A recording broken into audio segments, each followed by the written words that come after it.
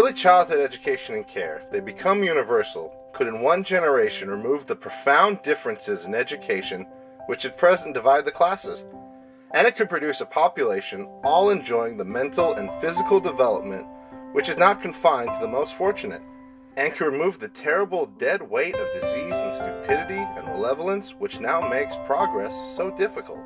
These words by Bertrand Russell, written in 1926, about the importance of early years education, are as apropos today as they were almost 90 years ago. Robust scientific research from many fields now provides unequivocal evidence that investments in young children yield unmatchable benefits, not only for the recipients of these investments, but also for the societies in which they live and for the generations that follow them. Yet, investments in early childhood development, education, and care lag far behind investments in other endeavors, including many with far less potential to contribute to the overall health of the planet and its people. Organisation Mondiale pour l'Éducation Préscolaire, referred to as OMEP, is the oldest and largest international organization dedicated to the well-being, rights, and education of children between birth and age 8. Today, OMEP calls upon local, national, regional, and global leaders to establish early childhood as a high priority.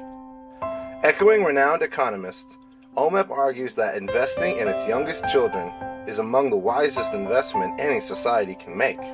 Like OMEP, UNESCO and numerous other organizations support investing in early childhood development, education, and care. UNESCO has long provided global leadership in support of holistic approaches to programs and services for children between birth and age 8. UNESCO was instrumental in establishing early childhood as the first goal in the International Education for All movement, launched in 2000.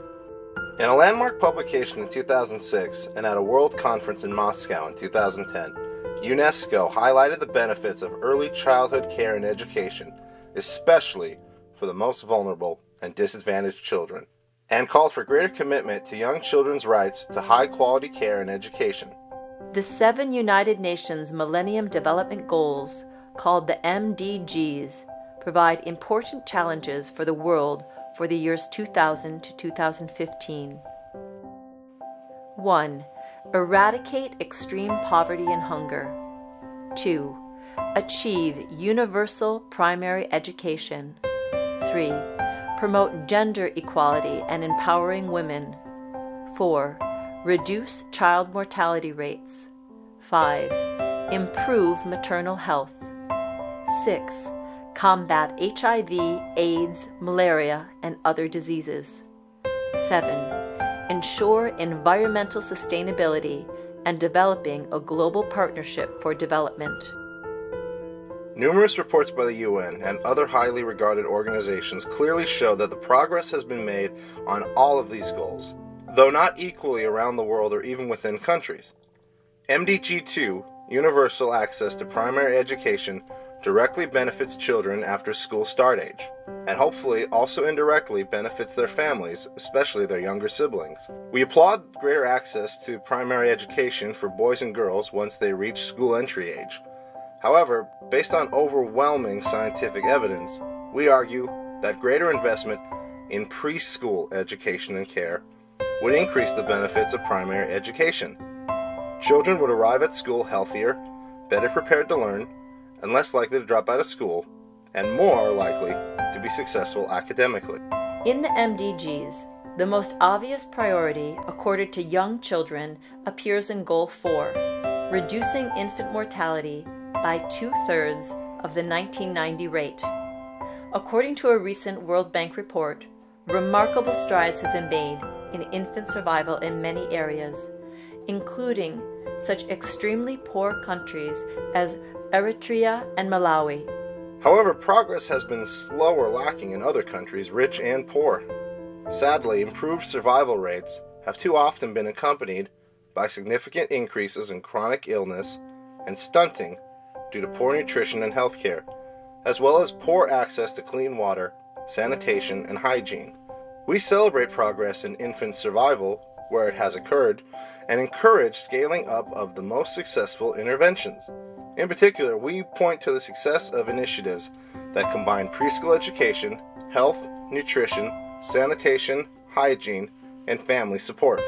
Negative early childhood experiences powerfully and sometimes irreversibly affect lifetime developmental outcomes in all domains: physical, cognitive, social, emotional, psychological, linguistic, moral, and ethical, for individual children and cohorts of children.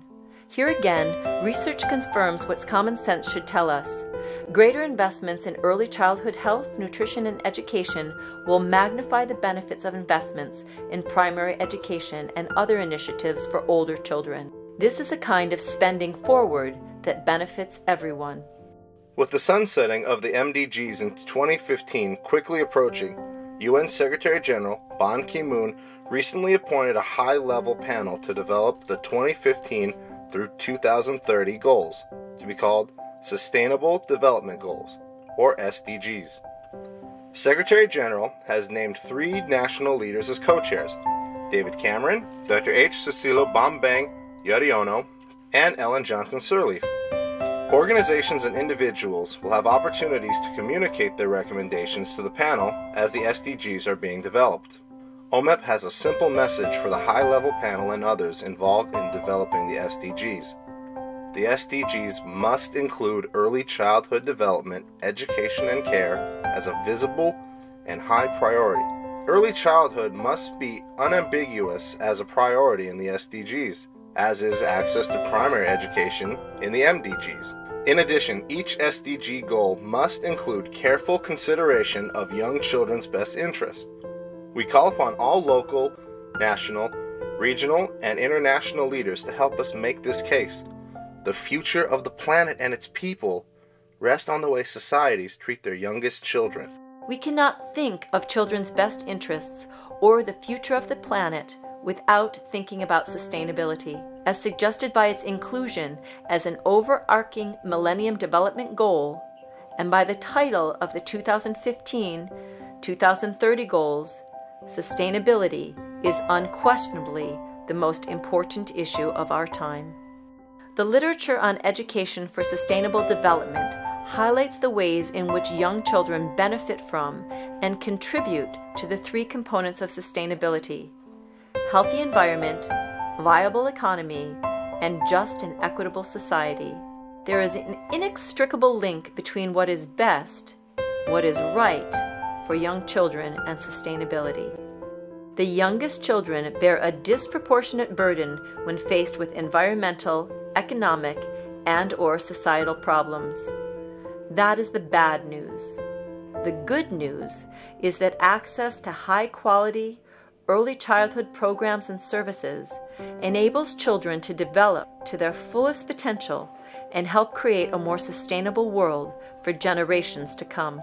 We also conceptualize sustainability in terms of human capital, sustainable human development. Early childhood must, therefore, be an explicit priority in the SDGs. We base this argument on a human rights perspective, as well as on scientific evidence from many fields. The 1948 Universal Declaration of Human Rights guarantees all people an adequate standard of living for their health and well-being. Children have basic rights beyond survival. They have a right to thrive. These rights can only be recognized if the world community officially recognizes them and acts to ensure them by naming early childhood as a priority on the global agenda. Early childhood lays the foundation for both individual and societal development and sustainability. A vast body of research has demonstrated that early childhood development programs provide both immediate and long-term benefits for children, families, and communities due to their effects on improved school achievement, reduced school dropout rates, greater adult productivity, and higher levels of social and emotional functioning. Therefore, investments in early childhood are highly cost-effective means of strengthening society as a whole. Research in neuroscience shows indisputably that early childhood matters, especially because of the brain's rapid development during the first years of life and because of the magnified effects of early childhood stimulation, or lack thereof, upon brain development and functioning.